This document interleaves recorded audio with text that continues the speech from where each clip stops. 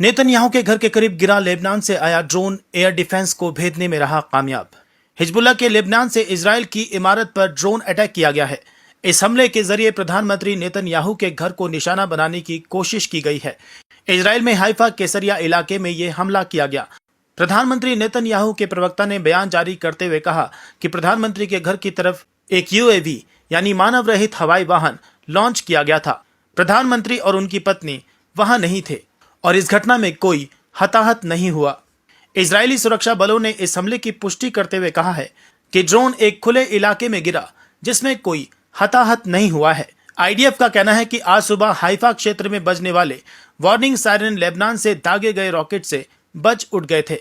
Israeli media के अनुसार दक्षिणी हाइफा के कैसरिया में इजरायली प्रधानमंत्री बेंजामिन नेतन्याहू के निवास स्थान के पास एक ड्रोन में धमाका हुआ है। लक्ष्य को भेदने में सक्षम था ड्रोन।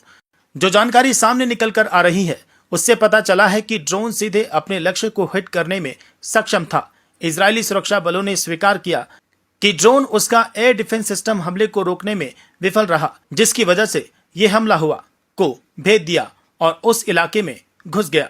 सुरक्षा बलों ने इसे बड़ी सुरक्षा चूक माना है क्योंकि एक ड्रोन हाइफा के बाहरी इलाके में इसकी तलाश कर रहे सैन्य हेलीकॉप्टर के ठीक बगल से उड़ रहा था। तेल अवीव में बजने लगे थे सायरन। इजरायली सेना के अनुसार लेबनान से हाइफा की तरफ 3 ड्रोन आए, जिनमें से केवल 2 का पता चल सका और उन्हें रोक दिया गया। तीसरे ड्रोन ने कैसरिया में एक इमारत पर सटीक हमला किया। प्रत्यक्षदर्शियों ने पुष्टि की कि धमाका बहुत तेज था।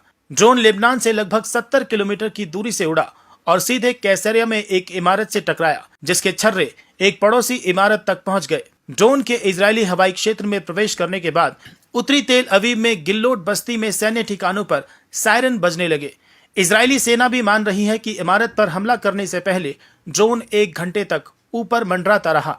यह हमला ऐसे समय में हुआ है जब हिजबुल्लाह से लेबनान पर क्रूर इजरायली हमले और गाजा में नरसंहार के जवाब में अपने अभियानों को बढ़ाने की कसम खाई है।